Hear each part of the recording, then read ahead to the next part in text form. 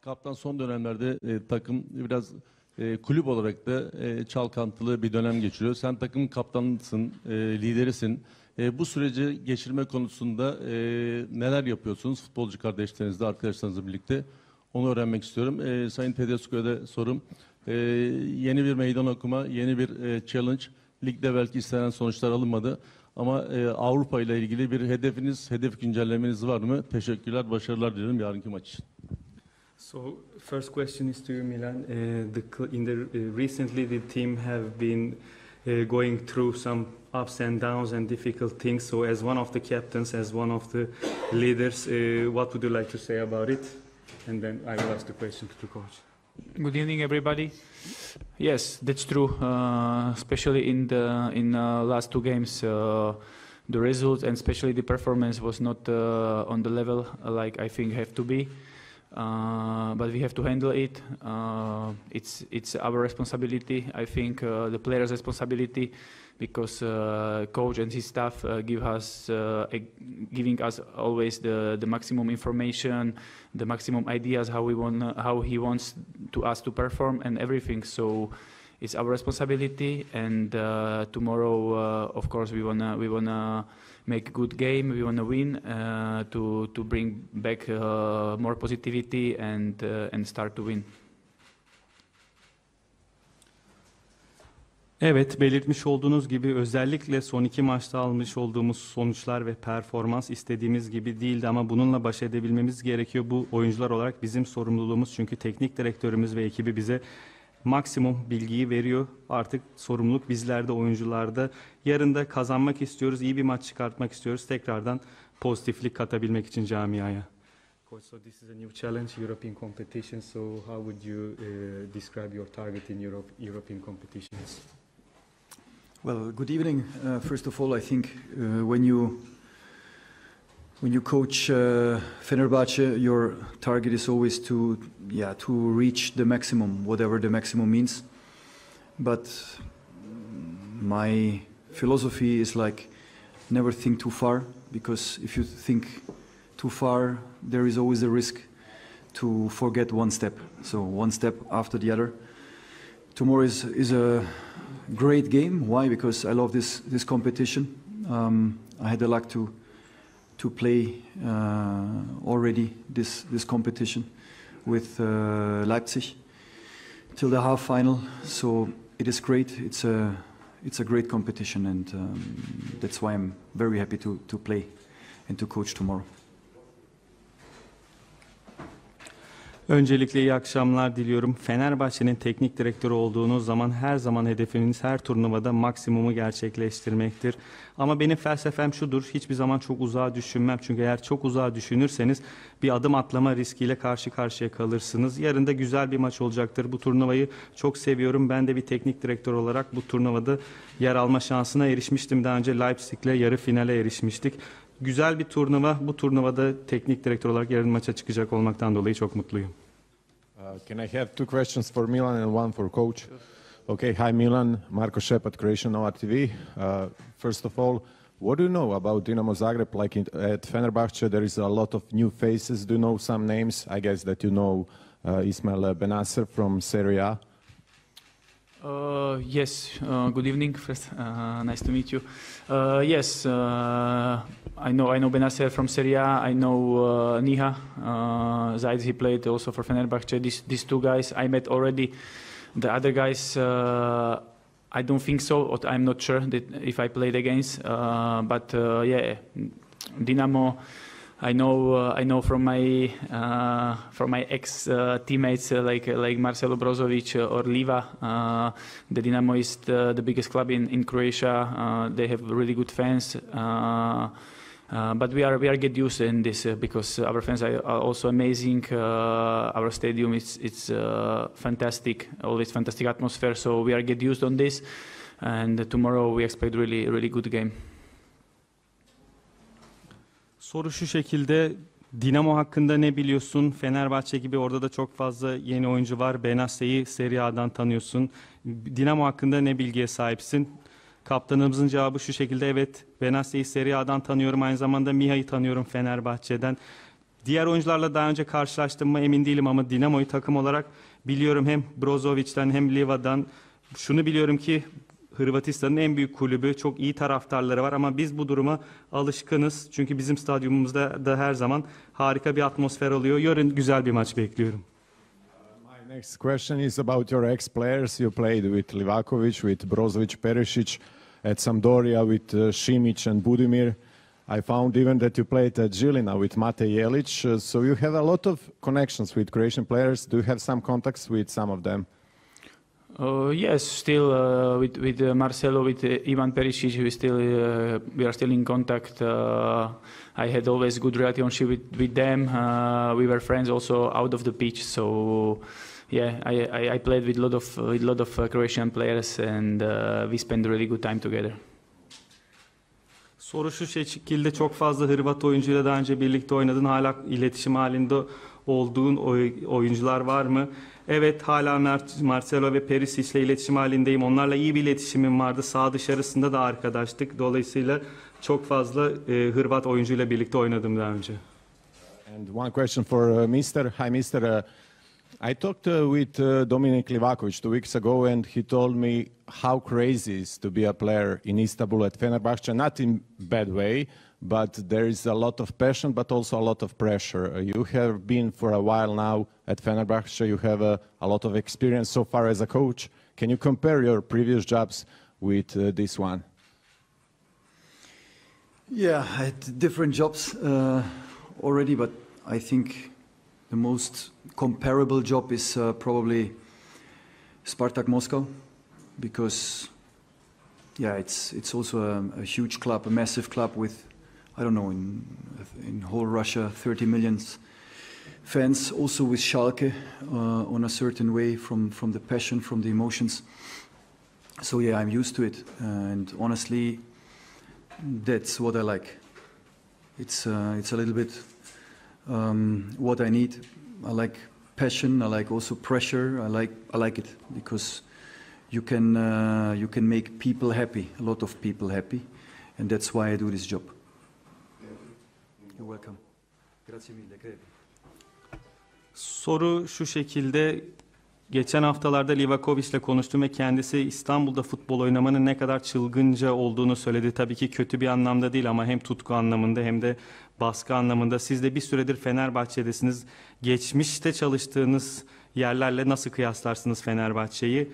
Cevap şu şekilde: evet, farklı iş tecrübelerimle en çok kıyaslayabileceğim durum Spartak'taki durumum olabilir. Çünkü Spartak Moskova'da devasa bir kulüp, Rusya'da 30 milyon taraftara sahip bir kulüp. Aynı zamanda Schalke ile kıyaslayabilirim belli alanlarda, tutku ve duygu anlamında, ama ben buna alışkınım ki bu benim aslında istediğim şey, benim ihtiyacım olan şey bu baskıyı ve bu tutkuyu hissetmek. Çünkü siz bunu yaptığınız zaman çok fazla insanı mutlu edebiliyorsunuz. Ben de zaten bu yüzden bunu yapmayı seviyorum. Gamze Türk TV bu Spor.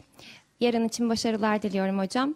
Jose Mourinho, Şampiyonlar Ligi'ndense Avrupa Ligi Fenerbahçe için daha ulaşılabilir bir hedef demişti. Siz de kendisiyle aynı görüşte misiniz? Teşekkürler. So coach, previously Jose Mourinho said that Europa League is a more realistic target for Fenerbahçe compared to Champions League. Do you agree with him? Well, look, I didn't play the qualification games. I'm here since, I don't know, 13 or 14 days. So what was in the past, I can't judge. And for me, it's difficult to say we are a team for this competition or this. To be honest, if we would play Champions League tomorrow, I would not be sad also. And I think my players also not, because we want to achieve always the maximum. But as I told you at the beginning, I like this competition, because I think the last years it was valued, so the level is really high, and that's the reason why we are happy to play it.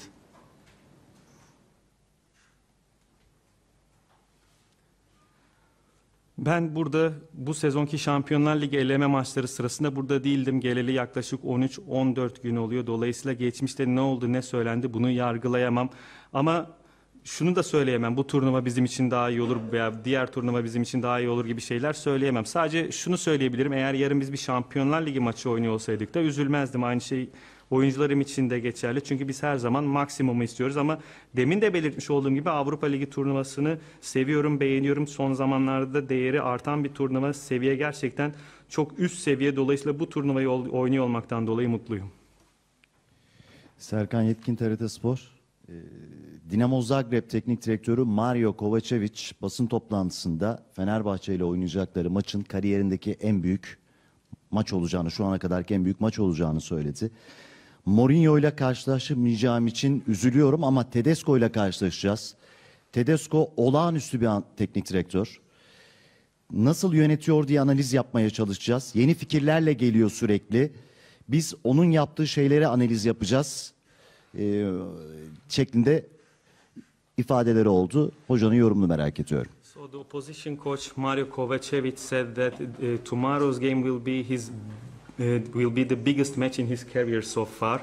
He said that he will not be able to face Mourinho, but also he is happy that he will face with you. He says that you're a great coach. You always try different things, different tactics, and he said that they will try to analyze your tactics. They will try to analyze your ideas. So what would you like to say about his sayings? Yeah, first of all, thank you, and I just can give him the compliments back because we already analyzed Dinamo, and I just can say that it's a team that wants to play football. They have a good structure, really brave. Yeah, it's an offensive style of football in the 4-3-3. So I think he's doing also a very, very good job with very interesting players inside. If you see Dominguez, I think he was in La Masia, you see it when he's building up the game. So compliment also to him. Teşekkür ediyorum. Ben de kendisine aynı şekilde iltifatlarımı iletiyorum. Çünkü biz de onları analiz ettik ve futbol oynamak isteyen cesur, ofansif bir takım 4-3-3 oynuyorlar. Bence çok iyi bir iş çıkarıyorlar. Çok iyi bir takımlar. Dominguez'e baktığınızda La Masia'da oyun kurulumunda ne kadar iyi olduğunu zaten öğrendiğini görüyorsunuz. Dolayısıyla onların çıkarmış oldukları işten dolayı da tebrik ediyorum. Erdem Akbaş, Spor. Benim iki sorum var. Biri Milan'a, biri hocaya. Geldiği günde son iki maçta Fenerbahçe puan kaybı yaşadı ligde. Bunu neye bağlıyor ve geldiği günden itibaren istediklerinin yüzde kaçını sahaya yansıtabildi? Milan'a sorum ise bugün eski başkan Ali Koç takıma veda etti. Yeni başkan Saadettin Saran da oyunculara bir motivasyon konuşması yaptı. Oradaki havayı anlatabilir mi bugünkü yaşananlara dair? So one question is to you, coach. In the last two league games, Fenerbahçe dropped points. What is the reason behind that? And if you had to give a percentage, how much of the things that you want to do in the team, how much of the things you could realize, the things that you want to do in the team, if you had to give a percentage? A low percentage, very low, because I have to say we are far away from that. What is in my mind, what is able with this team, I have to say. The problem is. And not an excuse, it's just a problem, it's just facts that we can't train. We can't train. What was the problem? I think that, we didn't play well. You know, bad structure, we lost too many balls, we lost the duels. Sometimes we even didn't achieve the duels, that is even worse. So, of course, you can imagine that it's my job, to find solutions. And together with my staff, the last days since the match were really, really tough. I think yesterday at midnight we went to the oil station. How you say? Gas station to pick up an ice cream around midnight. So you can imagine a lot of work to do, really. And we have to analyze. We have to be honest to ourselves. I think we are honest with the players because that's the atmosphere that I want to create, that we are always honest. There is no reason to hide or to lie, but we must make the next steps. And we created some ideas because you can imagine we can't play the same style.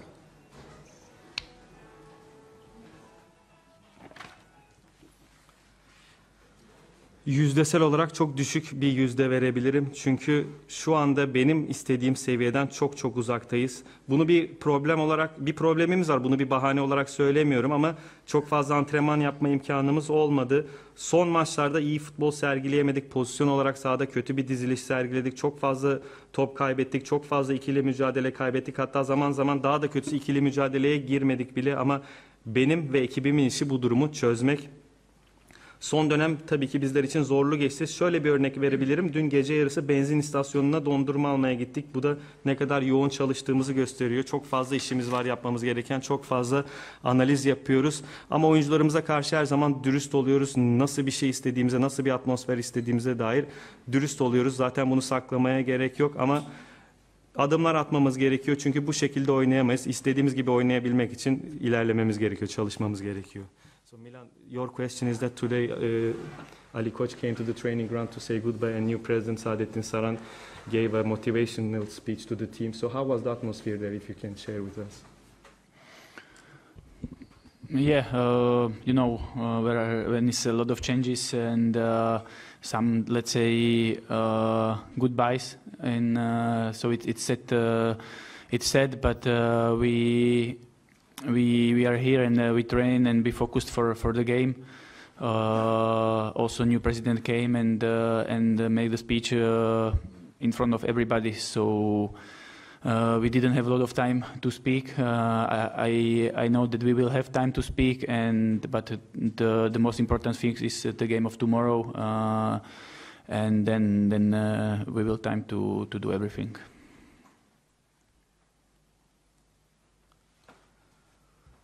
Evet, biliyorsunuz çok fazla değişiklik oldu ve vedalar her zaman üzücüdür. Ama bizler buradayız, antrenmanımızı yaptık, maçımıza odaklandık. Belirtmiş olduğunuz gibi yeni başkanımız da gelip takıma bir konuşma yaptı. Çok fazla konuşacak da vaktimiz olmadı kendisiyle ama muhakkak olacaktır. Ama şu anda yapmamız gereken bizim en önemli şeyimiz yarın oynayacağımız maç. Ondan sonra geri kalan için vaktimiz olacaktır. Süha Gör, Anadolu Ajansı. Yarın başarılar diliyorum. Aslında arkadaşım Erdem Akbaş'ın sorusuna biraz ek olacak. Normalde ligimizde alışılagelmiş bir durum var.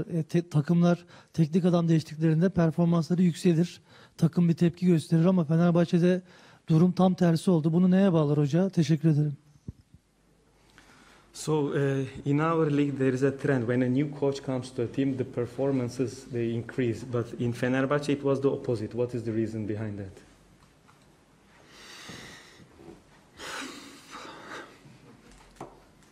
What can I tell you? I think,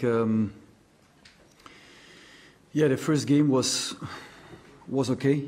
You know, we won Trabzonspor. I think it was a lot of pressure on that game.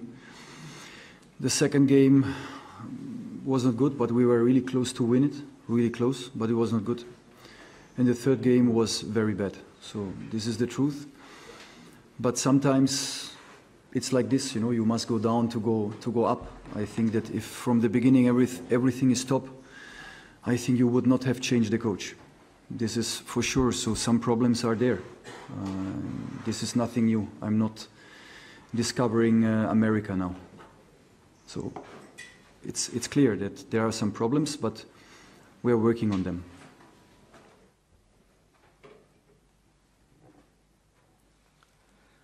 Bence ilk maçımız iyi denebilirdi. Trabzon'a karşı kazandık ve o maçta da çok fazla baskı vardı. İkinci maçımızda evet iyi değildik ama galibiyete çok çok yakındık. Üçüncü maçımızda çok kötüydük. Bu bir gerçek. Ama bazen yukarıya çıkmanız için aşağıya düşmeniz, aşağıya inmeniz gerekiyor. Zaten şunu da söylemem gerekiyor ki eğer başlangıçta işler iyi olsaydı bir teknik direktör değişikliğine gidilmezdi. Dolayısıyla tabii ki bazı problemler var. Ben Amerika'yı yeniden keşfetmiyorum. Bazı problemler olduğu gerçek ama bizler de bunu çözmek için çalışıyoruz. Son soru Hünkar Bey. İki sorum var. Hünkar Mutlu, TRT Spor. Biri Milan'a. Yanında oynadığı partneriyle ilgili ne düşünüyor oyuncu tipi açısından ve hangi futbolcuyla oynayınca rahat ediyor? Diğeri Tedesco'ya. Dinamo Zagreb savunma arkasına atılan toplarda hep pozisyon verdi. Öyle gördük ve bir stopere baskı yapıp diğer stoperin oyun kurmasına izin veriyor. Burada orta saha dribling üzeri koşuyla gol de üretiyorlar. Bizim stratejimiz ne olacak? Yarın kadroda bir sürpriz bekleyebilir miyiz bu anlamda? Çünkü rakibin dribling üzeri şutları veya çabuk yön değiştirmesine nasıl önlem alacağımıza dair onun analizini merak ediyorum. So one question is to you, Milan. The other one is to the coach. So, of all the partners that you play with in Fenerbahçe, so which player is the one that you feel the most comfortable, and which profile of player is the one that you feel most comfortable when you play together with in defense? But to be honest, I don't care. It's always the coach decision who will play, or me, or it's the other guy, or the other guy is not me. So it's always coach decision. We are one team. We have to stay together, and what coach say we have to do.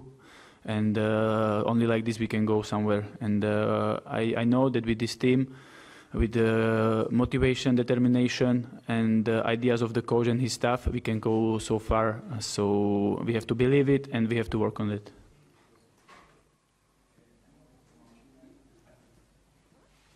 Açıkçası benim kiminle oynadığım benim için hiç önemli değil. Tamamen hocamızın kararı. Ben ve yanımda başka biri oynamış veya ben oynamamışım, başka iki arkadaşım oynamış. Benim için önemli değil. Her zaman hocamızın kararı. Önemli olan takımımızın birlik olması ve hocamızın istediği şeyleri sahada sergilememiz. Biliyorum ki takım motive olduğu zaman, kararlı olduğu zaman ve hocamızın istedikleri yaptığı zaman çok ileri gidebilir. Biz buna inanıyoruz ve bunun için de çalışmalarımızı sürdürüyoruz.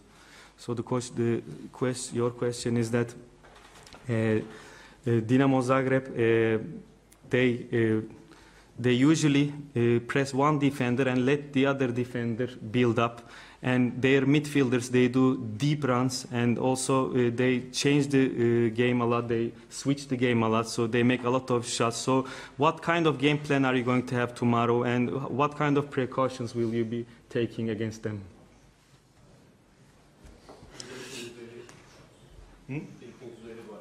And then also they also dribble and shoot and they score goals like that. So what kind of precautions will you be taking against that? No, you are right. They are doing a lot of things on the pitch. They are doing a lot of things. And then, yeah, on a certain level, you can't defend everything. This is clear. Also, they can't defend everything that we do. But important will be that we put on the pitch our game. This will be important. And the more we try it, the more we will succeed, because it's a process. To be dominant, to play brave, it's a process. You know, it's really a process, and I think we have to play here like this. Not just speaking about tomorrow, but in general with Fenerbahçe. I think this is the approach. We have the right club to do it. We have the right players to do it. We just need to implement it step by step. And sometimes you go down and then you go again up. It's part of the process. But you are right. They are doing all this stuff on the pitch. Haklısınız, onlar sahada çok fazla şey yapıyorlar ama belli bir seviyede her şeyi savunamazsınız. Aynı şey onlar için de geçerli. Onlar da tabii ki her şeyi savunamazlar. Ama önemli olan bizim kendi oyunumuzu sergilememiz. Bunu ne kadar çok denersek o kadar başarılı oluruz. Ama tabii ki bu bir süreç. Cesur oynamamız gerekiyor, dominant oynamamız gerekiyor ama bunları yapabilmek de bir süreçten geçiyor. Bizim sadece yarın değil, her zaman Fenerbahçe olarak böyle oynamamız gerekiyor ve böyle oynayabilecek bir kulüpteyiz, böyle oynayabilecek oyunculara sahibiz ama bunu uygulamak için adım adım ilerlememiz gerekiyor. Belirtmiş olduğum gibi bazen çıkışlar yakalamak için önce iniş yaşamanız gerekir. Bu da işin bir parçasıdır ama şu konuda haklısınız, belirtmiş olduğunuz şeyleri yapıyorlar sahada. Teşekkür ederiz. İyi akşamlar diliyoruz. Have a good evening. Thank you.